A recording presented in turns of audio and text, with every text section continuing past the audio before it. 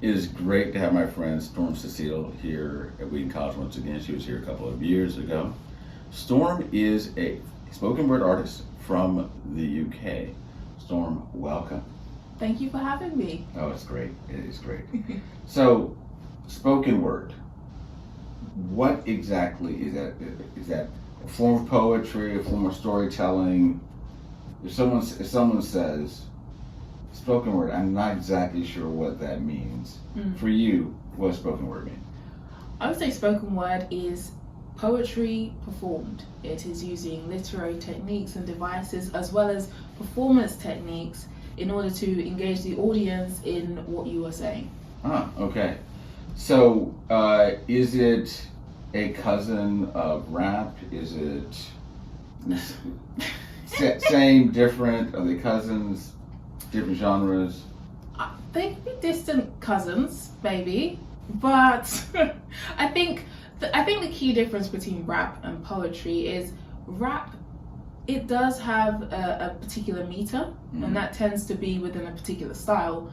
Poetry also has a meter, whether that's 10 syllables a line, 11 syllables a line, 6 syllables a line.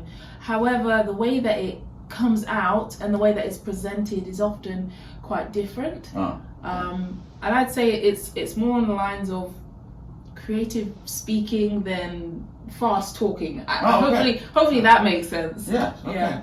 And so, how did you come to this? I wrote my first poem when I was 5 with my dad. We were in the summer holidays. I was bored. He said, "Do you want to write a poem?" I said, "Why would we do that?" I agreed. We wrote this poem called School Break, and then it went into a competition and it won. And I thought, wow, I might be not too bad at this, and continue from there. Really? Wow. And so, when did having musical accompaniment for that, when did you first do that? When I started doing conferences and events, I realized that the conferences could potentially have more of a special, unique performance to them. Something could be added to the performance essentially. And so I thought, why don't we try music? Why don't we try a quick change? Why don't we try some sort of magical assistance, whether that's an object being revealed or some fire coming out of somewhere, or just trying new things. So I think it's not just been music that's been added. I think it's been whatever brings the performance to life. I'm happy to add that. Oh wow, wonderful. Sounds like you're a true creative. I think I am. Yeah. In fact, let me ask you a question about that before I ask one more question. That is, so what for you think needs to happen to give more Christians permission to step into being creative?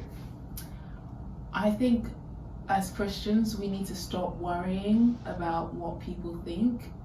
And what I mean by that is, does this match what the world is doing? We're not called to be imitators of the world, we're called to be imitators of Christ.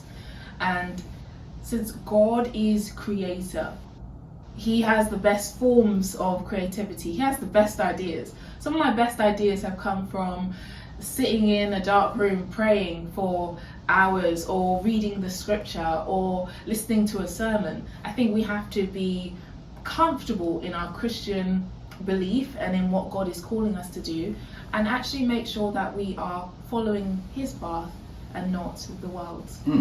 That's really fascinating, because I think part of the problem is that people are hemmed in to not being creative, because here's the way I think about it is it's as if to be creative and imaginative is somehow to be less committed to truth. Yes. It's fanciful. Right. Yeah. So what do you think about that? That kind of, what sort of my take on that? I think we think that if it's creative, it's far away from God. But I would say actually, people that are creative can be closer to God in some degree. I would say that a lot of my gift is connected to the prophetic.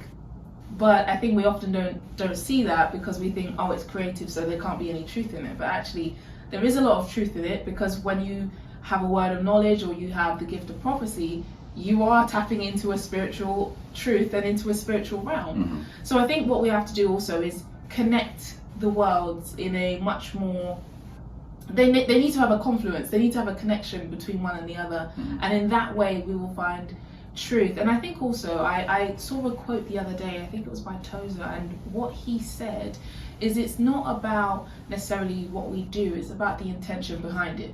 So creativity is a beautiful form that can reveal truth, but we have to make sure that the heart behind what we are creating and behind what we're doing honors the truth and honors God, so that there can be truth in it. Yeah, great.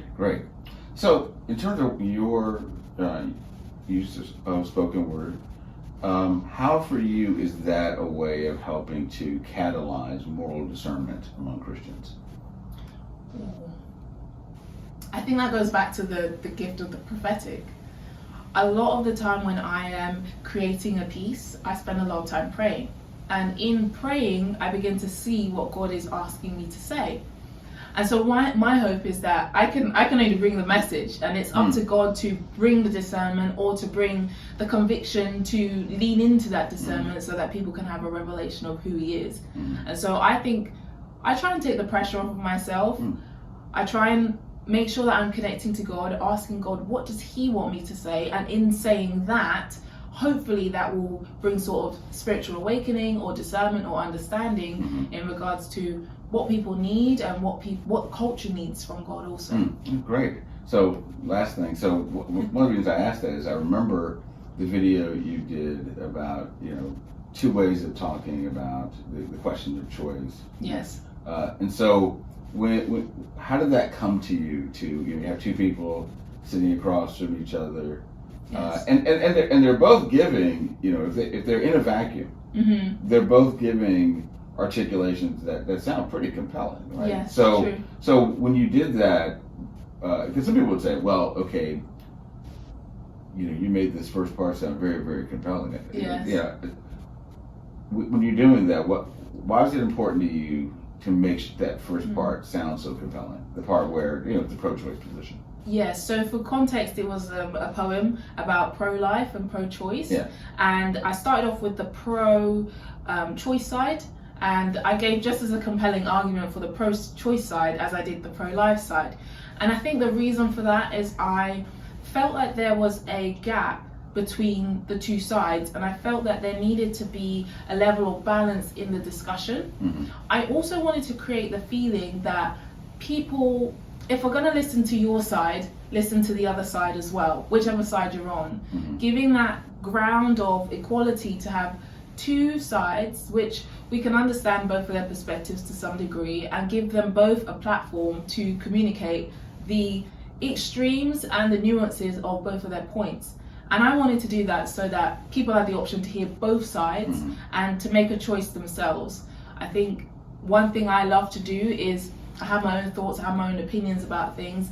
I have my own ideas about what I think is right and wrong, but I think ultimately my job as a creative is to challenge people. Do you really believe that? Have you really studied? Have you really taken that into account?